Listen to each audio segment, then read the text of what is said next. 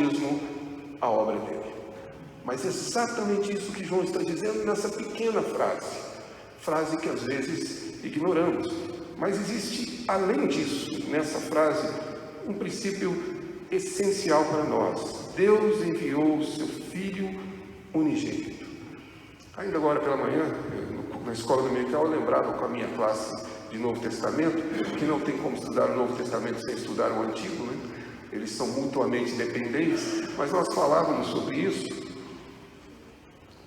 E eu lembrava do texto de Gênesis capítulo 22, se você quiser ler verso 1 ou 2, se eu não me engano, quando Deus chama Abraão e diz a Abraão, já velho, que ele deveria sacrificar o seu filho.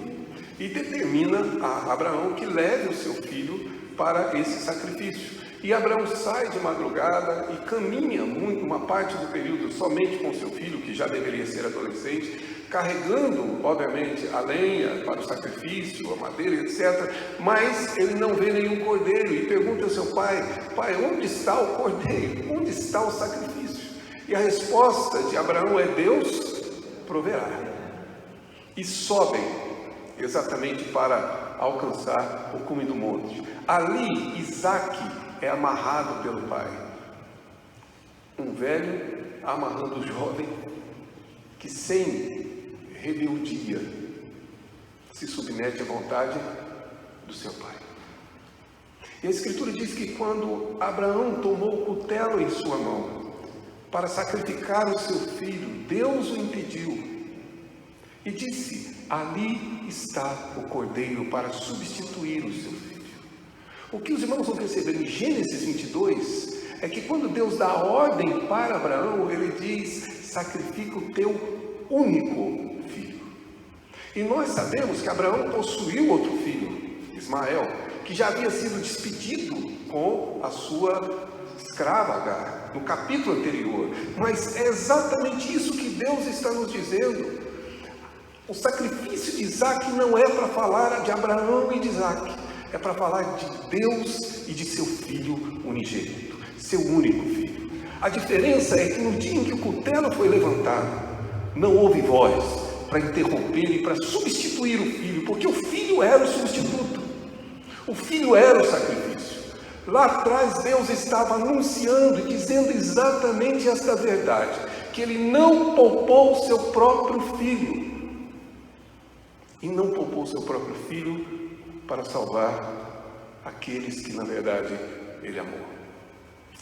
Talvez possa parecer coincidência, na minha opinião providência, que esta mensagem aconteça exatamente hoje, no Dia dos Pais. Porque história de pais que se sacrificam pelos filhos, muitas. Hoje mesmo já recebi homenagens de todos os meus.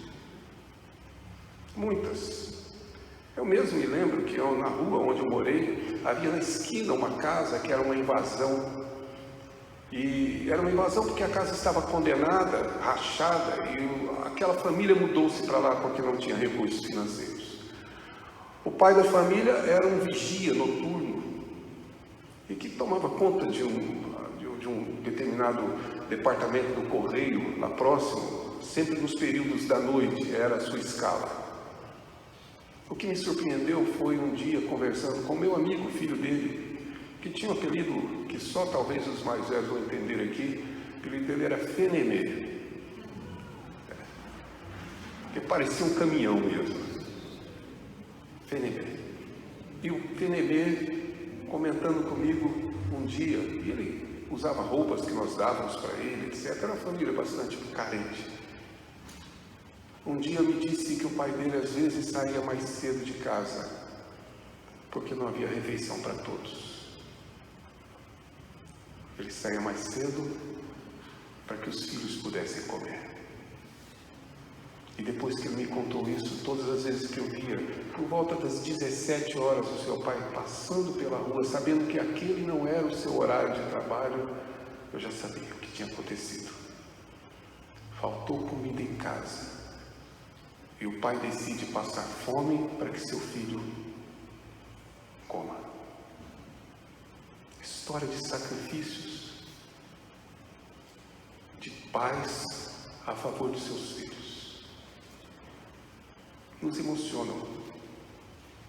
Mas eu não sei por que nós não nos emocionamos mais com essa história que lemos, que é ilógica, que é um contrassenso, que é a contramão de qualquer pensamento.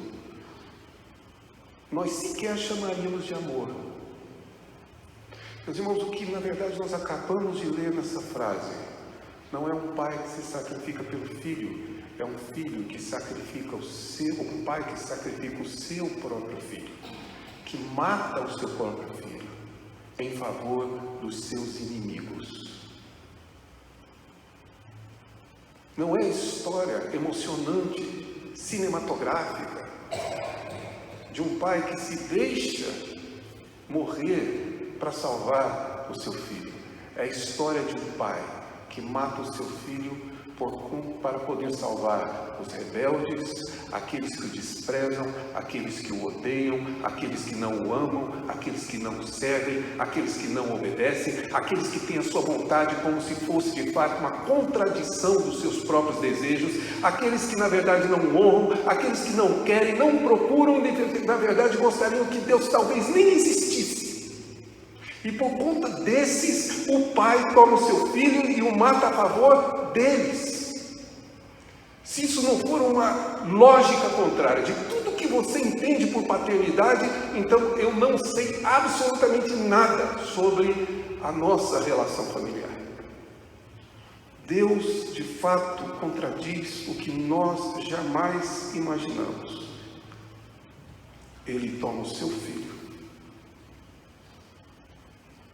e o sacrifica pelos seus inimigos. É isso que está escrito aqui. E para quê? Pois bem, o verso 9 diz: para que vivamos por meio dele. Isso é a mesma coisa que Paulo escreveu lá em Romanos, dizendo que por dele, por meio dele e para ele são todas as coisas. É a mesma verdade que lemos em Hebreus capítulo 1, quando diz que Deus, em Jesus, Deus sustenta todas as coisas por meio da palavra do seu poder. É por meio dele que vivemos. Por intermédio dele, tão somente dele, que nós de fato existimos. Ou, se vocês puderem concordar comigo, esse amor nós não conhecemos. Nós nem sequer chegamos a compreender uma pequena parte dele. Deus revela seu amor em nós, enviando seu Filho para morrer, para que os seus inimigos vivam.